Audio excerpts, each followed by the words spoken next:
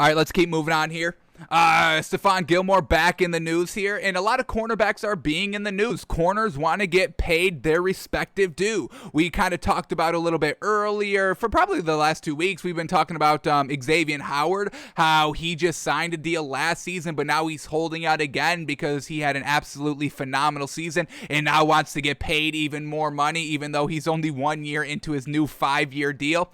And now we have Stephon Gilmore saying, hey, I just want what I'm worth out here. So we're going to kind of talk about corners here today. How much are these corners getting paid? What is their kind of lockdown status like? Are they A1 Tier 1 corners? Are Tier 2 corners getting paid like A1 Tier 1 corners and all this? Do these corners have a right to kind of start holding out and start talking a little bit? Stephon Gilmore, Xavier Howard, do they have the right to be like, hey, if these players are getting paid this much money, well, I want that and some because I'm way better than them. So we're going to kind of investigate some corners here today and kind of see if they truly deserve to be paid, because we've been kind of seeing a lot of position players here wanting to get paid a little bit more, wanting a little bit more respect out here. Corners are one of those positions, and then also the tight ends with, Darren Waller and Travis Kelce and George Kittle, that tight end university. That's why they had that summit, so they can all make each other better, so they can keep getting paid more money. George Kittle wants kind of the bad tight ends to get paid more money, so George Kittle, the great tight end, can get paid more money himself. We just talked about it. Kyle Pitts just signed his rookie deal, and he's the highest paid tight end in, I believe, league history, folks. He's definitely the highest paid current tight end, but I think he may be the highest paid tight end in league history, and this man's a rookie, and the only reason he's getting all this money is because he was drafted 4th overall. Depending on where you get drafted in the draft, that basically just kind of tells you how much you get paid. Number 1 overall pick, I think gets like $36 million, and then it kind of just goes down from like $2 million for every spot. So it's, Kyle Pitts isn't getting paid on his merit as a tight end, even though he's going to be absolutely phenomenal in this league. We are not doubting Kyle Pitts. He's like Darren Waller, big, tall, fast, 6'6", can run like a freaking Tyreek Hill out there and catch the ball as good as DeAndre Hopkins does. So these tight ends want to get paid, and now these corners also want to get paid in some recognition. So let's go into this article right here. Let's see what Stephon Gilmore is saying. Let's see what he's saying he's worth, and then we'll investigate what the top corners are getting paid and what their production was looking like last season and talk this through. Does Stephon Gilmore deserve to get paid? Let's find out. Here we go. So here we go in the article. The 2019 Defensive Player of the Year is slated to earn a $7 million base salary in 2021. $7 million? Yikes. Now, he won Defensive Player of the Year in 2019, and then, missed a couple of games in 2020 and just wasn't his full self. And now we can kind of, understand that because the entire, a lot of the great pieces of that Patriots team decided to opt out of last season because of COVID. Remember that? Players had the option to opt out if they felt they were high risk or just didn't even want to play around with the COVID. Players had that same opportunity to opt out this season as well, but nobody did that. That final date to opt out of the 2021 season came and went, and nobody decided to opt out. So everybody's good to go this season, and we should have a full rockin' stadium. Every stadium's at maximum capacity for all their home games, and now all the players are out there too. So this 2021 season should be absolutely great. So the 2019 Defensive Player of the Year is slated to earn a $7 million base salary in 2021 after the Pats moved up $4.5 million last year. That salary currently places Gilmore 24th paid amongst corners. Woo, and that's just base salary. Now, overall salary, he's paid 12th out of corners. So still a little, your Defensive Player of the Year, a lot of people kind of regard Stephon Gilmore as kind of top corner in the league, top 3 corner in the league. I don't put him in my top 5, but I think I put him in maybe my top 8, top 7. But once again, we are going to investigate corners. Is our kind of narrative, is our thinking off a little bit? We're going to see what these kind of top corners getting paid, what their production is like as well. So we'll see if we move up Stephon Gilmore a little bit in our own thinking. But currently, of everything that I've seen, I think I put him at kind of, top 10, but kind of 10 through 7-ish. I don't know if I put him top 5. All right, let's continue with the article. Here we go. Gilmore told reporter Josina Anderson on Friday he wants a pay bump in line with the rest of the top 5 corners in the game. So he wants to be top 5 paid. So once again, we are going to look at top 5 paid and just see how off he is on that pay and what the top 5 paid are getting. But quote here by Stephon Gilmore, quote, "I just want what I'm worth, however that plays out. Every player should be paid what they're worth. That's just how it is." And once again, that's what the tight ends were saying. Hey, we're blocking, we're kind of linemen, we're catching the ball like wide receivers, and we're going over the middle. I mean, we're sacrificing our body, we're going deep on these deep balls, and we're only getting paid like nothing, like $5, $6, $7 million a year. That's got to be bumped up a little bit. And that's why George Kittle and Travis Kelce started Tight End University. It was the first year, folks. And they invited all the tight ends besides TT, who we don't talk about here. We don't mention that name here because we don't respect them. You hear us, TT? We don't respect you here. We don't even name you anymore. You're a clown. But that's why they did that, because they want them to get better. If kind of the worst kind of, tier 3, tier 4 tight ends are getting paid, $5, $6 million, then tier 1s are going to be getting paid 12, 13, 14, 15, 20, potentially $20 million a season. So they all want to push each other to get better, learn from each other, so then their pay will also increase. That was kind of the entire point of Tight End University, and we're big on the tight ends, folks. We're trying to get a Tight End University flag behind us because we kind of respect what they've been doing, and the fact that, Travis Kelce had the most receiving yards on that Chiefs team last year, you got to give him tons of credit. The fact that Darren Waller has had back-to-back 1,000-yard receiving seasons and it truly isn't kind of getting that highly regarded in the media, it's a little unfortunate. So we're behind the tight ends, and I think we're going to be getting behind the corners here. Pay what they deserve to be paid. Pay the players what they're worth. And that's why, once again, we are always pro player, pro get that money. And, if you want to kind of not fulfill your entire contract because you feel like you are getting disrespected pay-wise, that's why, we like Xavier Howard. We wish he would be back with the Dolphins and not hold out, but we kind of understand him holding out a little bit.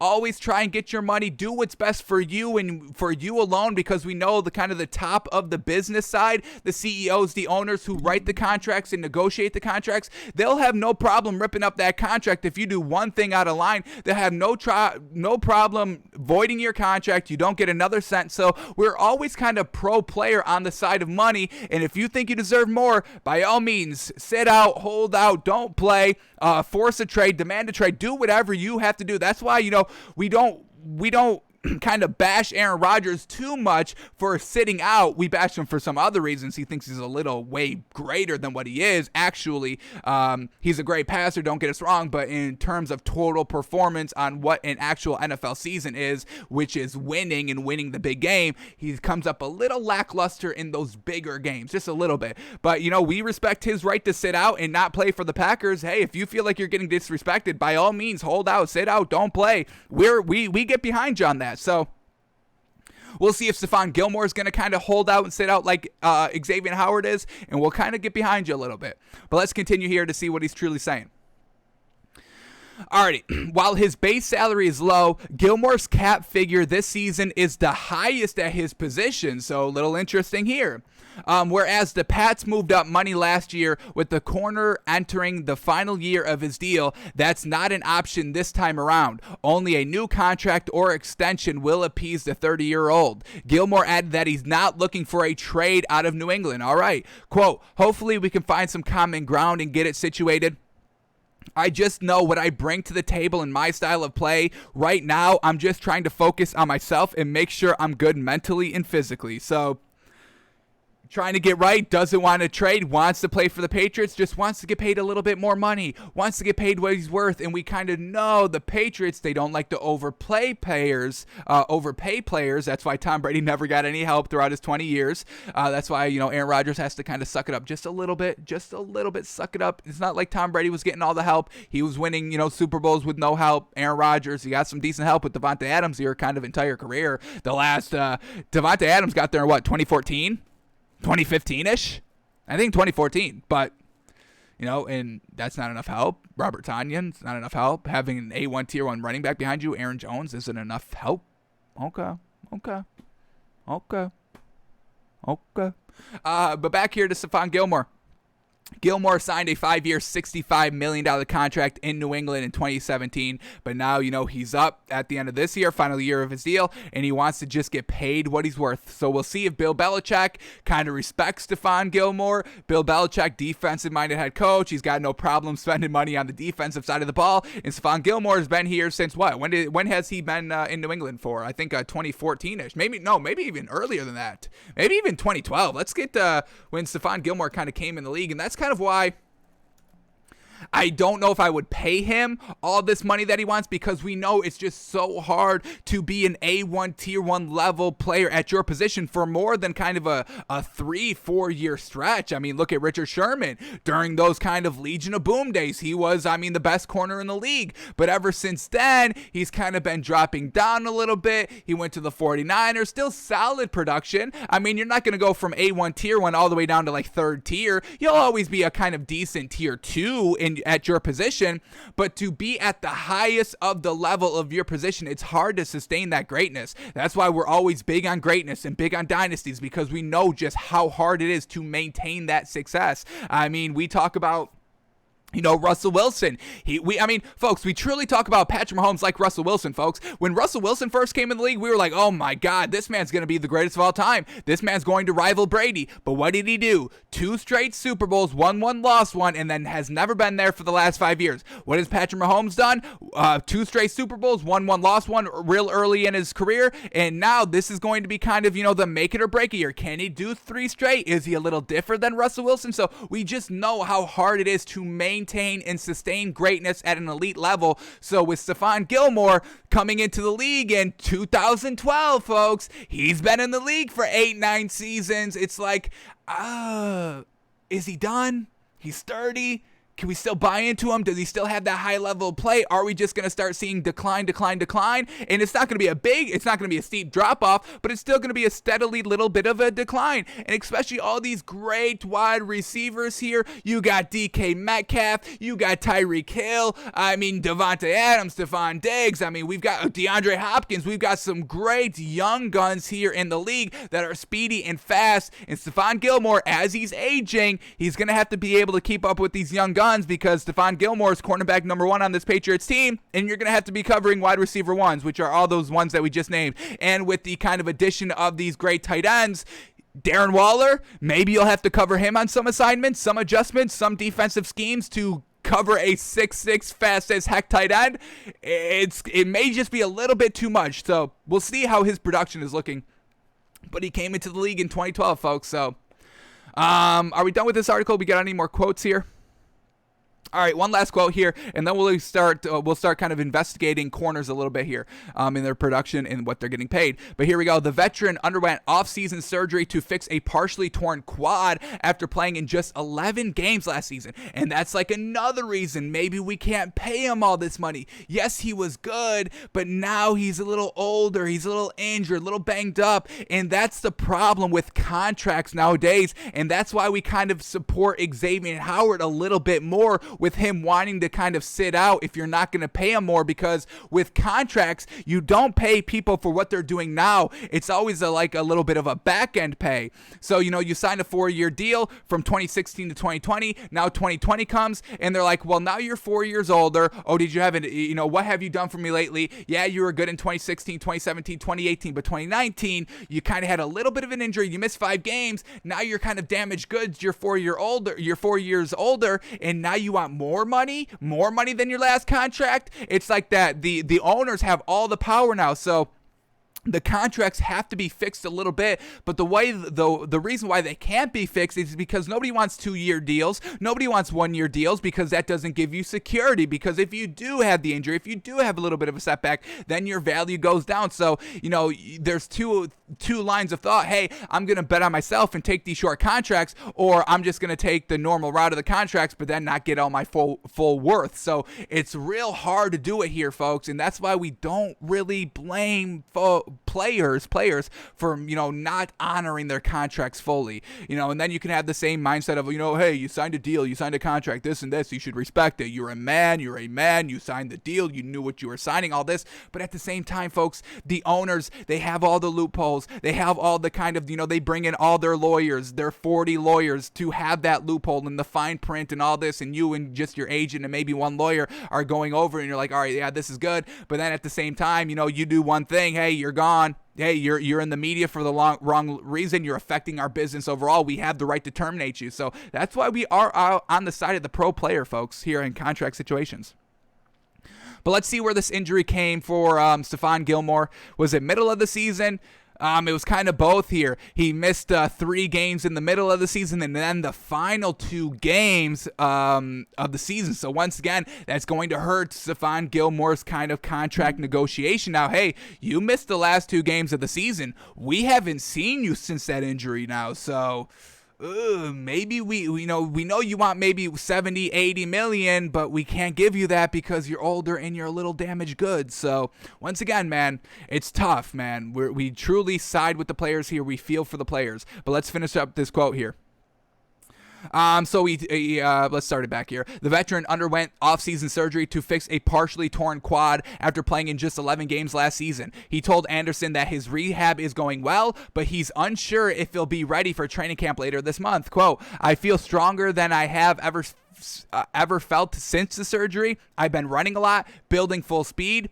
Well, we'll see if I'm ready for camp, if I need to be, but I also don't want to push it. And that's where kind of, Gilmore has a little bit of leverage. Hey, I'm a veteran. I don't need to be kind of, fully participant day 1 of training camp, week 1 of training camp, week 2, week 3 of training camp. I'm going to, let myself rest because I know I have a contract coming up. I know I need to stay healthy for this season. I'm not going to risk it in training camp. I know the system. I've been here my entire career. I get it. I'm A1 tier 1, baby. I don't need to kind of go through the first couple of weeks here. We do need him in kind of maybe the last week of training camp as we're getting ready for the season, just so everybody's on the same page on the field wise.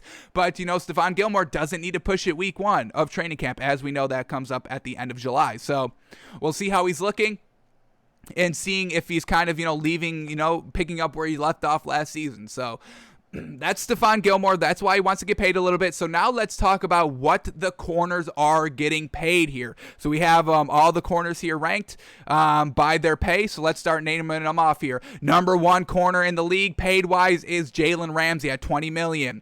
Marlon Humphrey is number 2 for the Ravens at $19.5 million. Then we have Tre'Davious White, number 3 at $17.25 million. Darius Slay for the Eagles, 4th highest paid at $16.6 million. Byron Jones, number 5, even though I think he's a safety, but he's listed as a corner here, $16.5 million. Xavier Howard for the Dolphins, $15 million. He's 6th highest paid, and he just had a breakout season last year and wants to renegotiate his deal. And I can kind of understand that with Darius Slay and Tre'Davious White. I don't think they're that great against A1 tier 1s, and that's where the money's going to come. Can you lock up and lock down the opponent's A1 tier 1 wide receiver? The DK Metcalfs, the Devontae Adams, the Stephon Diggs, the Tyreek Hills. That's what we're really kind of looking for when we look into these corner stats. I don't care about tier 2. Okay, you can lock up the tier 2 wide receiver. I don't care about that. I don't care if you can lock up garbage wide receivers. Anybody can do that. Get me out there. I'll do that. We are strictly looking at the tier 1. So I don't know if Tre'Davious White and Darius Slay can do that, but we will look at their stats in just a second. Then we get James Bradbury for the Giants at $14.5 million. Trey Waynes for the Bengals, $14 million. Marcus Peters, also $14 million for the Ravens. William Jackson, 10th highest paid at $13.5 million. Shaquille Griffin for the Jacksonville Jaguars. And doesn't he only have one hand? Isn't he the one that's got only one hand? He's getting paid $13.3 million. Jeez. And then we got Adoree Jackson, $13 million here for the Giants. And same thing with Stephon Gilmore. He's getting $13 million too. So Stephon Gilmore feels like he's disrespected, being kind of the 12th highest paid, 13th highest paid corner in this league, and he wants to be top 5, which top 5 money is $16.5 million. So he feels like he's about $3.5 million more worth it than what he's getting right now. So now let's go into what Stephon Gilmore did last season-wise. Unfortunately, we can't go back to 2019. Unfortunate. We can't go back to the game log. So we have to kind of do this on a what have you done for us lately basis.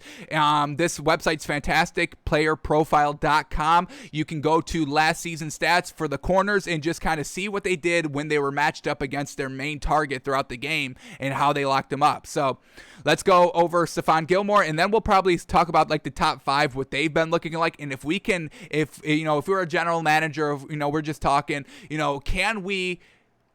can we get behind Stephon Gilmore getting $16.5 million? Is he better than Jalen Ramsey, Marlon Humphrey, Tre'Davious White, Darius Slay, Byron Jones, Xavier Howard? So let's see what Stephon Gilmore did last year. So we're only kind of looking at tier 1 wide receivers. I don't care. Preston Williams, 5 targets for 63 yards. That's not the best. And what we kind of classify as kind of a true lockup, kind of 10 yards under their receptions. And, obviously some breakups, some interceptions and all that. Just not letting them go buck wild. So here we go. The first kind of tier 1 wide receiver here, DK Metcalf, week 2 against Seattle. 4 of 6, but for 92 yards. So that was a little bit of a burn there. Stephon Gilmore getting kind of bitched a little bit by DK Metcalf, and we know DK Metcalf's fantastic. We got Nelson Aguilar. He's all right. 5 of 6 for 55 yards. That's not too bad. He had a pass breakup as well. Tyreek Hill, another A1 tier 1 here. This one's going to hold a lot of weight. 4 of 6 for 51 yards and 1 pass breakup. That's not bad either. Having a little bit more. It's like 11 yards a catch there for Tyreek Hill. That's not bad because we know he's so speedy, so you kind of have to give him a little bit. You have to kind of back off. You can't truly press him or he's going to run right by you. So only giving up 51 yards on 4 catches out of 6 targets. That's not overall bad there by Stephon Gilmore. Let's do Brandon Ayuk, a great rookie here for the 49ers. Obviously not A1 tier 1 yet, but he's definitely top tier 2, and he could have a tier 1 season this season. So let's see what he did against Brandon Ayuk. 5 targets, 5 receptions for 50 yards. So, he gave up all the targets, but not more than 10 yards a catch. A decent game there. All right, let's go to DeAndre Hopkins, week 12 against the Cardinals. 4 of 6 for 42 yards. That's great. That's a great coverage right there. Keenan Allen for the Chargers, 3 of 10 for 31 yards and a pass breakup, locking him down. Fantastic. And let's do Robert Woods here for the Rams. 5 of 6 for 39 yards. So he was truly locking it up here. He struggled a little bit, not too much of a struggled against DK Metcalf. Tyreek Hill that's a solid lockup because we rank Tyreek Hill as A1 tier 1. He's number 1 wide receiver in this league. I think I've maybe put DK Metcalf number 2. So the fact that they didn't give up big games, did he give up a touchdown? They don't say if he gave up a touchdown. That's the only thing we wish they would probably kind of share here. Can I bring that up quickly? I guess I can. We're only going to do that for Stephon Gilmore, but I just want to see if DK Metcalf scored a touchdown in that game that he allowed 91 yards on. So let's bring that up quickly, because that will be kind of the tiebreaker. If you gave up a touchdown and 92 yards, that's a little bit of a burn there. So let's see what DK Metcalf did in this Patriots game. He had a touchdown, unfortunate. So I would say a little bit of a burn there by DK Metcalf, but locking up Tyreek Hill and then locked it up at the end of the season, locking up DeAndre Hopkins, Keenan Allen, and Robert Woods. That's all real solid right there. So Stephon Gilmore has a real good argument of being a top 5 paid corner in the league. But let's see what these top 5 corners are looking like statistically. Are they doing better than Stephon Gilmore? Are they truly locking up DK Metcalf? Is everybody getting burned by DK Metcalf? So let's see what we've got here. So let's start here with the highest paid one, Jalen Ramsey. Let's look at him first. Here we go, Jalen Ramsey. 2020 games. Here we go. Looking at the A1 tier 1s. Let's start here with Amari Cooper in Dallas. 9 of 11 for 114 yards and 1 pass breakup. That's a little bit of a burn there. Jeez, 9 of 11 for 100 yards. That's a great game by Amari Cooper. Then we get Stephon Diggs, 2 of 5 for 13 yards, 2 pass breakups. Ooh, that's a lockup, baby. Yes, sir. Let's talk about Golden Tate for the Giants. 2 of 5 for 11 yards. Another lockup by Jalen Ramsey. We could talk about Deebo Samuel for the 49ers. He's the 49ers kind of number 1 option last season. 3 of 4 for 55 yards. Not terrible overall. Not terrible. Decent job there. Now, he did face DK Metcalf as well. What did he do against DK Metcalf? 4 of 6 for 42 yards. Ooh, that's a lockup on DK Metcalf, baby. That's great. That is absolutely great. Did DK Metcalf score here in this Rams game? He did not. Oh, Jalen Ramsey definitely deserved top one money. $20 million. Yes, sir. Locking up DK Metcalf. We love it. Then he also faced Mike Evans. 5 of 10 for 47 yards and a pass breakup. Yes, sir. These are tier 1, A1, baby. Deebo Samuel's second matchup, 2 of 3 for 44 yards. All right, gave up 20 yards a catch. Not the greatest there, but also not bad. Only 44 yards total. We can kind of live with that. DeAndre Hopkins, 6 of 11 for 36 yards. Yes! Oh, my God. DK Metcalf, round 2, 6 of 7 for 71 yards. All right. A little bit more than the 10 yards average here per catch. But did DK Metcalf score the second time around? No, he didn't. Oh, yes. Jalen Ramsey truly locking up here. Definitely deserves a tier 1 money. So I don't think we can give Stephon Gilmore $20 million, but we can kind of go through and see if he deserves kind of tier 2, tier 3 money. But let's end here. DeAndre Hopkins, matchup number 2 against Jalen Ramsey. 4 of 9 for 40 yards and 2 pass breakups again, folks. Fantastic. Jalen Ramsey, oof. How old is he? He's only 26. Stephon Gilmore is 30. So, you know what we're saying, being in their prime. Jalen Ramsey, good last season, good in 2019 as well. So, you know, we're expecting, you know, a 3 to 4 year stretch where you're truly locking it up. And Jalen Ramsey's in the middle of that. So we'll see how long he can kind of progress on that. So we definitely think Jalen Ramsey definitely deserves number 1 money, but let's see what Marlon Humphrey's doing, and let's see if maybe we can give Stephon Gilmore $19.5 million now. So let's see what Marlon Humphrey was doing out here. Damn, Jalen Ramsey was good as heck. Damn. All right. Here we go. Marlon Humphrey against Jarvis Landry. 4 of 7 for 36 yards. 1 pass breakup and 1 pick. That's a great lockup right there on Jarvis Landry. Randall Cobb, he's all right. What did he do? 8 of 11 for 80 yards. Once again, just kind of 10 a catch. Not terrible overall. All right, first real competition here against Tyreek Hill. Ooh, 4 of 7 for 76 yards and 2 pass breakups. Let's bring up Tyreek Hill stats to see if Tyreek Hill scored on Marlon Humphrey. Really quick. We're not going to do all the wide receivers, but kind of DK Metcalf, Tyreek Hill. These are kind of number 1s. We need you to see you lock up. So let's see if he scored against the Ravens here in Marlon Humphrey. He did have a touchdown, so we kind of say that is a burn there by Tyreek Hill. Unfortunate. All right, what else do we get here? We can do Juju Smith-Schuster for the Steelers, 2 of 3 for 38 yards. Not bad overall. A.J. Brown for the Titans, 4 of 7 for 48 yards. Once again, not terrible overall. CeeDee Lamb, 4 of 9 for 31 yards. That's a great lockup right there. Jarvis Landry, matchup number 2, 3 of 7 for 42 yards and a pass breakup. All right. And that was really it. He didn't face, DK Metcalf, got burned by Tyreek Hill. Not the greatest out there. What was the most yards he gave up against, oh my God, Laviska Shenault from the Jacksonville Jaguars? 8 of 10 for 76 yards. That was the most he ever gave up. And, Randall Cobb, 80, Tyreek Hill, 76. So, overall, not bad, but he never really faced that many A1 tier 1s. He faced Tyreek Hill. A.J. Brown's real solid. CeeDee Lamb, once again, is good, but he's a rookie. Jarvis Landry is solid there. Randall Cobb is good, but once again, a little out of his prime a little bit. So, overall, just kind of Marlon Humphrey just didn't have that many great receivers to go against, like we just saw with Jalen Ramsey, but he's in that division of just kind of the NFC, the NFC West, the Seahawks, the Cardinals, the Rams, and the 49ers, just an absolutely insane division. But he went toe to toe and got it done. So Marlon Humphrey, all right, maybe we can give Stephon Gilmore maybe number 2 money, but let's see what Tre'Davious White is doing out here, because this may be an overpay for Tre'Davious White. I think he gets burned by the tier 1. So let's see what he's doing out here. Tre'Davious White now. Alrighty, here we go. We could do Robert Woods for the Chargers. 3 of 5 for 64 yards. Oh my God. Yeah, that's a burn. 20 yards a catch. Jeez. What else do we get out here? DK Metcalf. All right, how did Tre'Davious White do against DK Metcalf?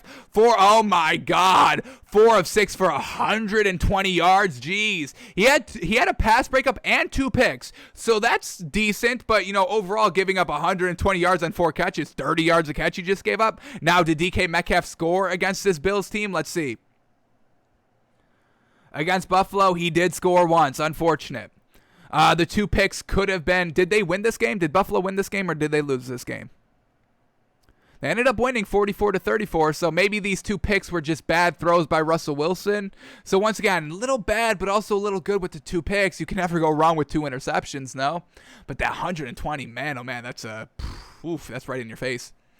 All right, then we get DeAndre Hopkins. How did he do against him? 7 of 9 for another burn here. 127 yards. Jeez, no pass breakups, no interceptions. So gave up a ton of yards there. Let's do Brandon Ayuk out here. 1 of 6 for 13. That's a great lockup right there. Chase Claypool, 6 of 9 for 47 yards. That's a pretty good lockup right there. And that's really it, folks. Just kind of gave up big yards against the A1 Tier 1. So, yeah, I mean, overall, he didn't face that many great wide receivers this season. I mean, this is what Tre'Davious White was going against last season. Chris Hogan, Preston Williams, Robert Woods, Zay Jones, Demarcus Robinson, Brashad Perryman, Damian Byrd, DK Metcalf, DeAndre Hopkins, Mike Williams. He gave up 10 of 13 for 77 yards. He had a pass breakup and a pick, though. So, once again, not terrible on Mike Williams. He's pretty solid there for the Chargers. Brandon Ayuk, Chase Claypool, Tim Patrick, and Damian Byrd again. So once again, Tre'Davious White against the A1 Tier 1s, giving up a lot of yards. Picks could be on the fault of the quarterback. So I think we could give Stephon Gilmore number 3 money, which is $17.25 million. I think we can give him that. So let's rank kind of Stephon Gilmore number 3 so far. Now let's go to Darius Slay. I think he's kind of in the same boat as kind of Tre'Davious White out here, but let's see stat-wise. Darius Slay for the Eagles. What do we get? All right, here we go. Against rookie Terry McLaurin, 4 of 6 for 32 yards. That's a great lockup right there. Robert Woods, 2 of 5 for 18 yards. A great lockup there. A.J. Green, 7 of 10 for 55 yards. That's a pretty solid lockup right there. We do know kind of A.J. Green is coming out of his prime a little bit. What do we get? Chase Claypool, 6 of 10 for 45 yards. That's a pretty good lockup. Kendrick Bourne for the 49ers, 4 of 5 for 49 yards. Where are these A1 Tier 1s at? Michael Gallup for the Cowboys, 5 of 7 for 49 yards. Once again, solid there. He's got DK Metcalf. What did he do? Oh, burn. Ooh, big burn there. Oh, my God. 12 of 15, just picking on him. 179 yards, and he only had 1 pass breakup. Did DK Metcalf score on the Eagles? He didn't. No score. But put up 177 yards, the most all season. Once again, against kind of Tier 2s, all those other wide receivers that we named Tier 2, solid against. But when it comes to Tier 1, getting kind of bitched a little bit. And now it's getting bad at the end of the season. Here we go against Devontae Adams, another Tier 1 wide receiver in this league. What did he do against Devontae Adams? 6 of 7 for 103 yards. A little bit of a burn there again. Michael Thomas for the Saints. 5 of 5 for 46 yards. That's pretty solid, not giving up 10 yards a catch, but allowed 100% catch percentage. Okay. And then Michael Gallup again for the Cowboys. 2 of 2 for 40. And then Terry McLaurin the second time. 8 of 9 for 55. But when he's going against the A1 Tier 1s, kind of getting bitched a little bit. I mean, 179 yards by DK Metcalf, folks. Jeez. Did the Eagles win that game? Let's see. Let's see if, because we know DK Metcalf didn't score, but did they end up winning that game against the Eagles? They did, 23-17, and you got to give that in part to 177 yards by DK Metcalf. At least that's getting you into field goal territory. You can score with another wide receiver. So, yeah, I don't know if Darius Slayton is deserving top 5 money, not locking up A1 Tier 1s. All right, wait, let's skip Byron Jones because I'm pretty sure this man's a safety. No? Am I bugging? What they got him listed at here? Cornerback? All right, they do. He was a free safety with Dallas. He's kind of all over the field. Corner, safety, hybrid position. So let's just take Xavier Howard because he is kind of, 100% corner out here. So let's take him. Let's see what Xavier Howard is doing. Had a great season last season. Let's see how he was locking it up against the A1 tier ones. All right, we can do John Brown with Buffalo just because he's great speed-wise. 4 of 7 for 82 yards. That's kind of a burn there. DK Metcalf, 7 of 10 for 193 yards. Oh, my gosh. Oh, my gosh. Yes, that's a big old burn. Did DK Metcalf score against the Dolphins here? Let's bring that up. He did not. Just put up 106 yards. This has 106 yards here on the website on DK Metcalf, but they say 193 here. So interesting. I don't think it was 193 then. We'll say 106, but either way, that's still a burn there. He had a pick and a pass breakup. All right, against Deebo Samuel, 0 of 5 for 0 yards, a pick and a pass breakup. Boy, a lockdown there.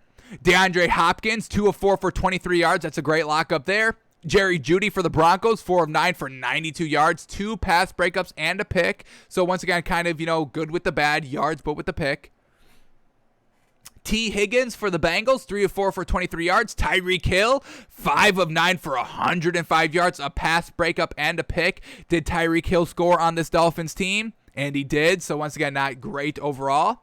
And then Stephon Diggs last game for Buffalo, 6 of 8 for 106 yards, a pass breakup and a pick. So he's given up some yards, but he's making up for it a little bit with the pick. So I would say that's a little decent top 5 money with all these interceptions, giving your offense a chance there. We could probably put him 4. Take Tre'Davious White out of the top 5, move Darius Slay maybe down to 5, move Xavier Howard up to 4, move Stephon Diggs up to 3. Can we do that? Let's take one more here. Let's take Adoree Jackson, because Adoree Jackson and Stephon Gilmore are getting paid the same amount of money. So let's just kind of see how they stack up. So let's do Adoree Jackson, and then we will wrap this segment up. All right. Adoree Jackson, was he doing good against the A1 tier ones? Well, he only played 3 games last season. All right. Against Mohamed Sanu, 3 of 3 for 20 yards. Marquez Valdez-Scantling for the Packers, 4 of 4 for 43 yards. And then Chad Hansen, 5 of 6 for 84 yards. So, that's unfortunate. We don't get a lot. And then we can't even look back at 2019. How unfortunate. So, all right, I would definitely say Stephon Gilmore deserves top 5 money. I'm taking Stephon Gilmore over Tre'Davious White and Darius Slay for locking up the A1 tier ones. Tre'Davious White, Darius Slay, good at locking up tier 2s, but we're not interested in that, especially for the big money. So I think Stephon Gilmore has a little bit of an argument here of getting paid top 5 money.